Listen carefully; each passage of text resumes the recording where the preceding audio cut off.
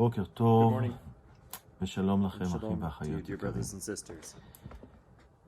We אנחנו are ממשיכים continuing our series that we began yesterday on the subject of the end times. And today we're going to turn to Matthew chapter 24. I want to read verses 1 to 3.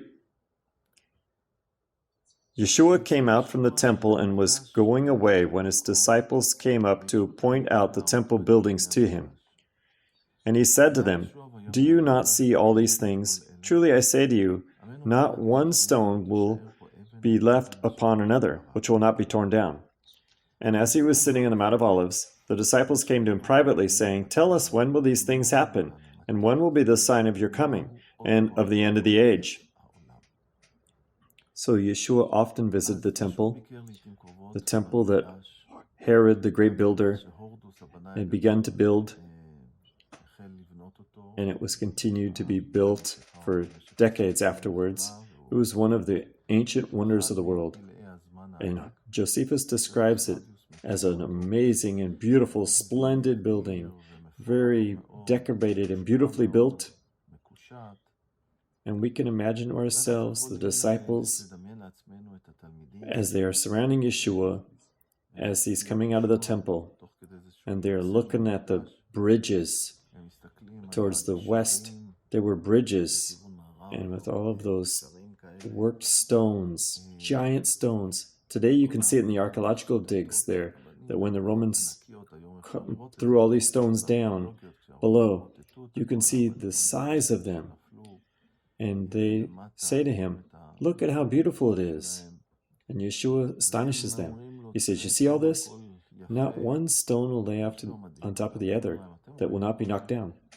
Yeshua says it almost 40 years before the destruction of the temple. Yeshua is a prophet, and what he said is right. And it's documented, and he's right. But when he says this thing to them, they were pretty shocked. They were surprised. They have time to think about it. You know, the Galileans who went to Jerusalem on a pilgrimage, from where the place where they'd usually gather was on the Mount of Olives, to the east of Jerusalem. And also here it says that they were sitting. He's sitting with them on the Mount of Olives. And so it took them time to think about it, to digest those words that Yeshua had said as they were leaving Jerusalem. And here now they come to him. And they ask him really three questions. One, when will this happen? Two, what is the sign of your coming? And the sign of the end of the age. Those are the three questions he asked them. And when they ask them and run right after the other, it seems to show that they think there could be one right after the other. And in the fulfillment of the first one, between the fulfillment of the first one and the other two is some 2,000 years. But in the same way with us, when we look at the prophecies and we see them, it's like we're standing on the top of a mountain and we look far away in the distance and we see other mountaintops, but we don't see the valleys between the mountaintops. And together with all of this, it's important to say that also in the period of the end times is a limited time. And so it won't continue now another 500 years or something. No, that's not what it means. But in any case, these are the three questions. And me this morning, I want to focus on the first one. When will this happen? When will the temple be destroyed? And really the answer to that question is given to us in Luke chapter 21. There's a parallel passage there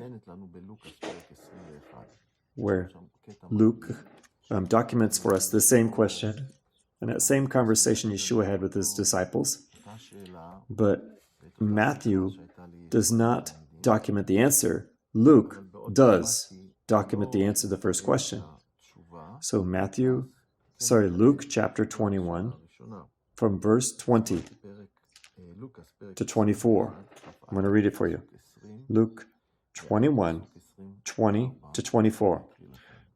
"But when you see Jerusalem surrounded by our enemies, and then recognize that her desolation is near, and then those who are in Judea must flee to the mountains, and those who are in the midst of the city must leave, and those who are in the country must not enter the city, because these are days of vengeance, so that all things that are written will be fulfilled. Woe to those who are pregnant and to those who are nursing babies in those days, for there will be a great distress on the land, and wrath to this people.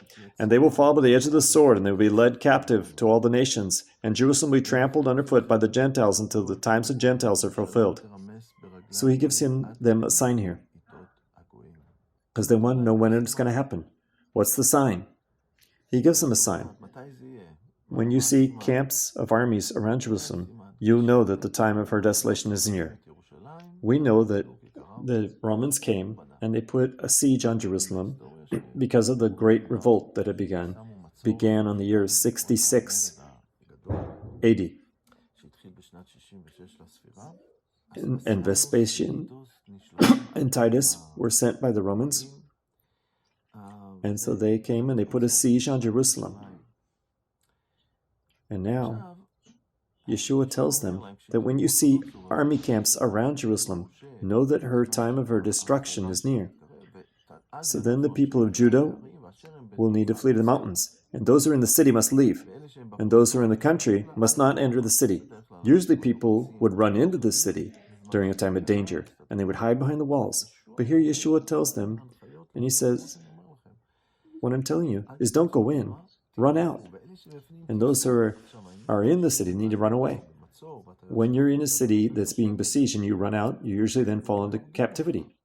Or maybe they'll kill you, or maybe they'll make you a slave, and maybe they'll send you to the walls.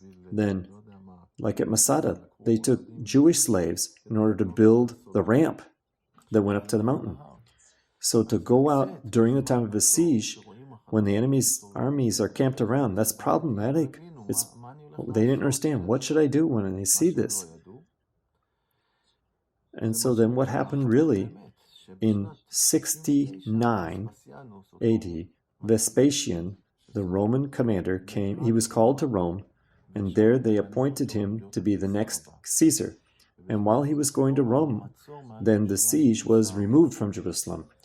And then when the siege was removed, that was the time when the believers, the Jewish believers, the believers of Yeshua, they could leave the city. That was the sign Yeshua had given them. That was the instructions he had given them. They saw it. They saw the camps of armies around. They saw the siege. And so now it was removed. So now run away. They didn't go before that, but now can run away. And so then after Vespasian became the Caesar, he then sends Titus back. And in the year 70, he again puts a siege on Jerusalem, and Jerusalem falls. And the people there died, whether it was from famine or from the wars or civil wars between the Jews or the Romans who were killing people. Anyway, they sold them in the slave markets in Rome. But that was the answer to Yeshua, of the question that the disciples had asked. When? When would it happen that Jerusalem would be destroyed? Notice that again, that Yeshua's answer, they didn't understand exactly how it was going to happen. They weren't given all the information. They was given what they needed. And again, I take it for myself and for us. That as we look at these prophecies that we have, we aren't given everything. Not all the details are given to us, but what we need is given to us. And we want then to internalize it, to learn it, to write it on the tablets of our hearts and remember it, and pass it on to our children, and to teach them when it's going to happen so that they'll be ready. And so that they know what to do. May the Lord bless you, brothers and sisters, as you continue on in the grace of the Lord and in His victory, also into this new day. Shalom.